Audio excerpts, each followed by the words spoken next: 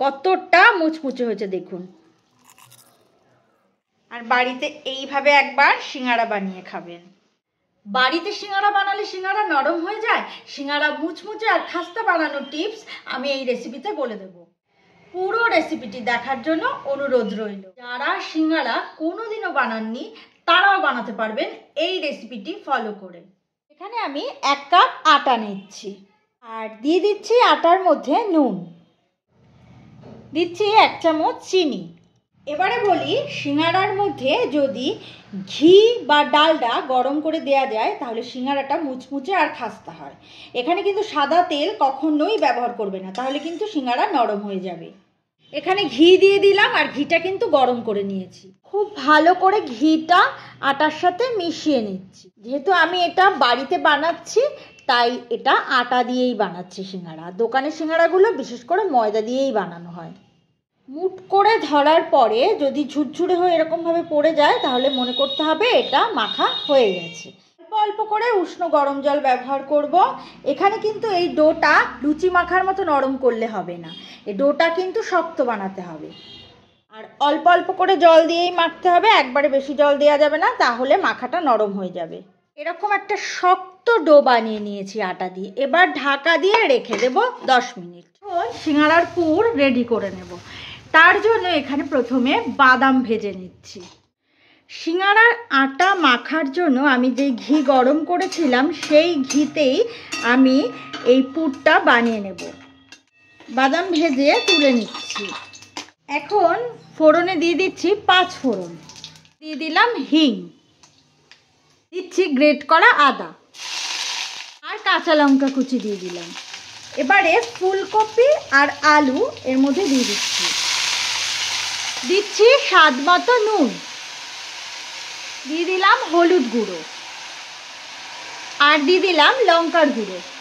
অল্প পরিমাণে লঙ্কার গুঁড়ো দিলাম। 1/2 চামচ ধনে গুঁড়ো দিয়ে দিলাম। 1 চামচ ভাজা জিরের গুঁড়ো দিয়ে দিলাম। সব কিছু খুব ভালো করে মিশিয়ে নিয়ে একটু গরম জল দিয়ে দেবো। দিয়ে দিচ্ছি অল্প পরিমাণে একটু উষ্ণ গরম জল। একটু সিদ্ধ হলে ভাজা বাদাম দিয়ে দিচ্ছি। যদি কারো ধনেপাতা খেতে অপছন্দ থাকে তাহলে ধনেপাতা দেবেন না, কোনো চাপ নেই। আমি এখানে মুঠো ভর্তি করে দিয়ে দিলাম। আর অল্প পরিমাণে লেবুর রস দিয়ে দিলাম। ব্যাস, তাহলেই সিঙ্গারার পুর রেডি। ভালো করে মিশিয়ে নিয়ে সিঙ্গারার পুর ঠান্ডা করে নেব।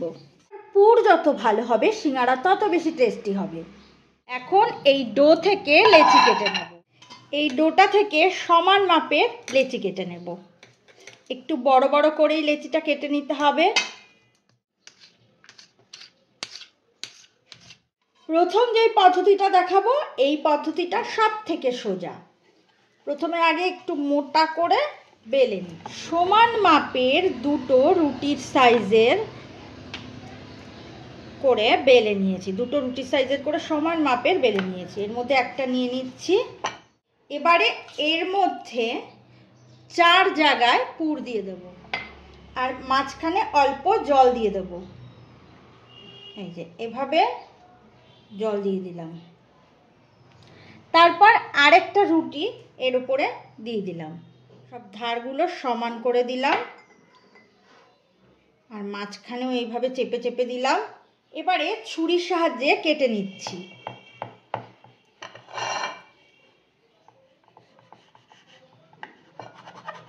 চারটে ভাগ করে নিলাম। এই পদ্ধতিটা সব থেকে সোজা।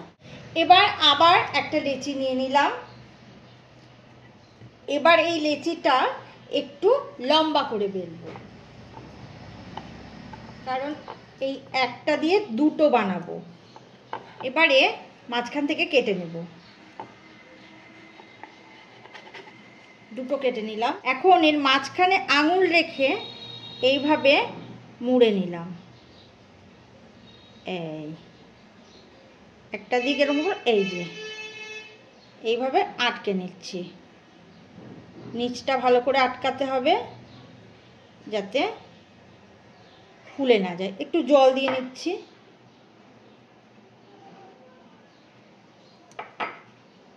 সাইডে একটু জল দিয়ে নিলাম। এই এবারে এর মধ্যে পুর ভরে নেব। পুর ভরা হয়ে গেছে। এবার যেই দিকটা বেশি আছে সেই দিকটা একটু ভাঁজ করে নেব। ভাঁজ করে এবার এই দুটো দিক আটকে এই যে এভাবে করে নিয়েছি। কোন পদ্ধতিটা তোমাদের ভালো লেগেছে, প্রথম পদ্ধতি না দ্বিতীয় পদ্ধতি? আমাকে কিন্তু কমেন্টে অবশ্যই জানাবে। তেল গরম করে নিয়েছি, এবার আস্তে আস্তে করে সিঙ্গারা ভেজে নেব।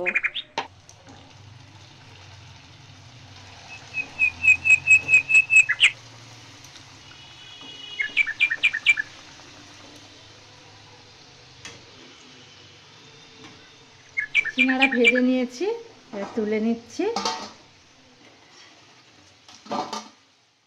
কেমন লাগলো আমার সিঙ্গারার রেসিপি অবশ্যই কমেন্টে জানাবেন। ভালো থাকবেন, সুস্থ থাকবেন।